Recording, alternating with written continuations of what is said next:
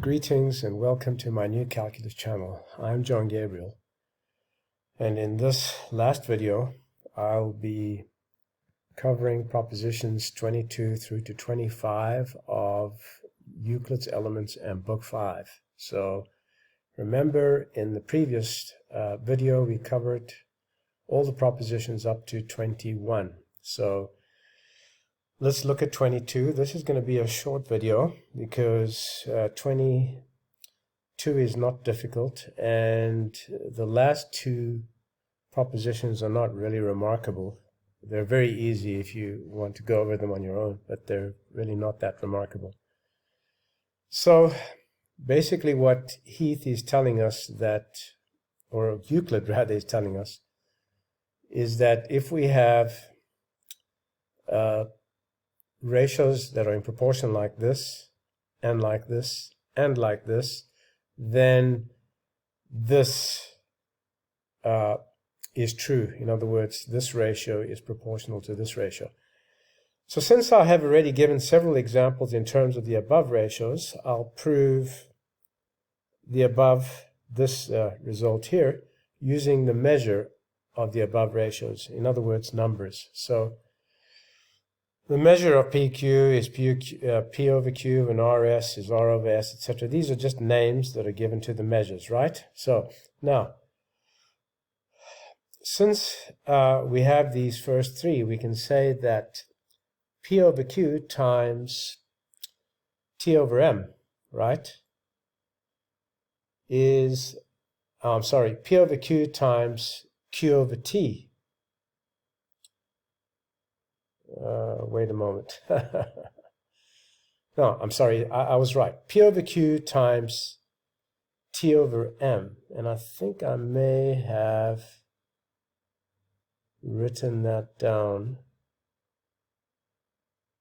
I have written that down correctly.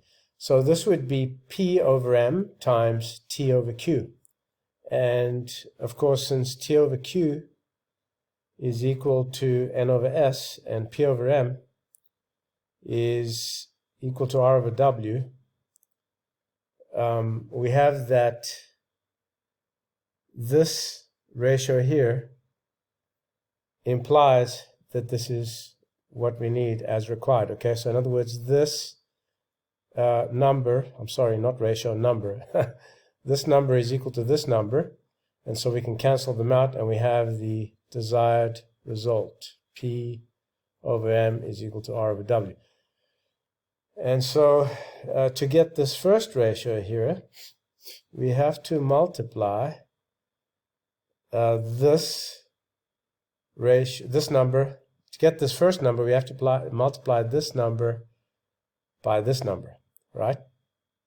And so the product of these two is this, and we can separate this out into P over M times T over Q, and obviously that's going to equal to this thing on the right hand side here.